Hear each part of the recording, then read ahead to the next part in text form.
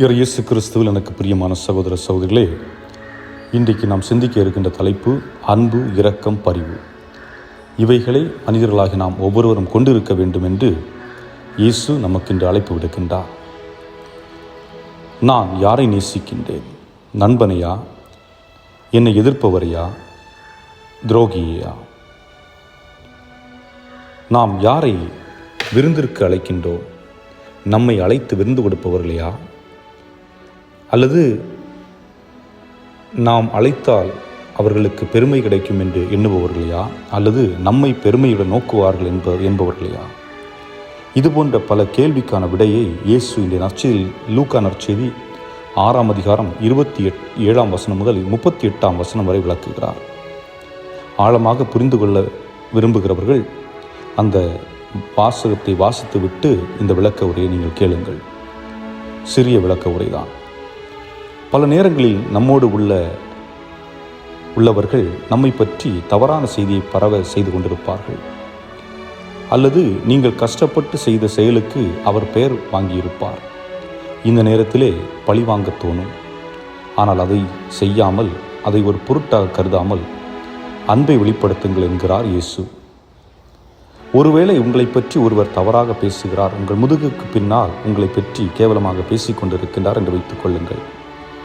இந்த நேரத்தில் உங்களை நீங்கள் தற்காத்து கொள்ள தோணும். அதாவது மற்றவர்கள் வந்து உங்களிடம் சொல்லுவார்கள், உங்களை பற்றி தவறாக பேசிக்கொண்டிருக்கிறார் சொல்லுகின்ற பொழுது நீங்கள் உங்களை தற்காத்து கொள்வதற்கு முற்படுவீர்கள். அந்த நேரத்திலே உங்களை பற்றி தவறாக பேசுவவரை நீங்கள் தவறாக பேசக்கூடும். இந்த நேரத்தில் இயேசு கூறுகிறார், நீங்கள் அவர்களுக்கு கொடுப்பது பழிவாங்கும் செயலாக இருக்கக்கூடாது, மாறாக ஆசீர்வாதமாக இருக்க வேண்டும். ஆகவே உங்களை பற்றி அவர்கள் தவறாக கூறினாலும் அவர்களை ஆசீர்வதியுங்கள், அவர்களுக்காக ஜெபியுங்கள் என்கிறார். ஒருவேளை உரையாடலின் போது ஒருவர் குரலை உயர்த்தி பேசினால் அந்த சூழலை இன்னும் கடுமையாக்காதவாறு பார்த்து கொள்ளுங்கள். ஆகவே அந்த நேரத்திலே அமைதியுடன் பொறுமையுடன் இருக்க வேண்டும் என்கிறார் இயேசு. இதுபோன்று பல நல்ல செய்திகளை இன்றைய நற்செய்தியில் ஆண்டவர் கொடுக்கின்றார். வாசித்து இன்புறுங்கள், ஏனென்றால் ஒவ்வொன்றும் நமக்கு தேவையானது. ஆனால் அடிப்படையிலே இவை அனைத்தையும் சேர்த்து பார்க்கின்ற பொழுது இயேசு நம்மிடம் எதிர்பார்ப்பது என்னவென்றால் ஒன்றே ஒன்றுதான். யாரையும் காயப்படுத்தாதீர்கள், அன்பு செய்யுங்கள். கணவனையோ மனைவியோ குழந்தைகளையோ நீங்கள் எதிர்பார்ப்பது உங்களுக்கு அவர்கள் செய்யவில்லை என்பதால், அல்லது நீங்கள் கேட்பது கிடைக்கவில்லை என்பதால் மற்றவர்களை தொடர்ந்து வார்த்தையாலோ செயலிலோ காயப்படுத்தாதீர்கள். காரணம், அது நிச்சயமாக உங்களுக்கு மகிழ்ச்சியை கொடுக்காது. இன்னும் குடும்பத்திற்குள் அல்லது இரு நபர்களுக்குள் பிரச்சனைகளை தான் கொண்டு வந்து கொண்டிருக்கும்.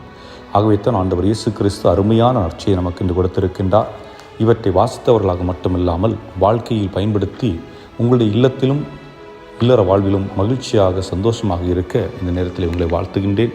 இறைவன் உங்களை நிறைவாக ஆசீர்வதிப்பாராக. ஆமென்.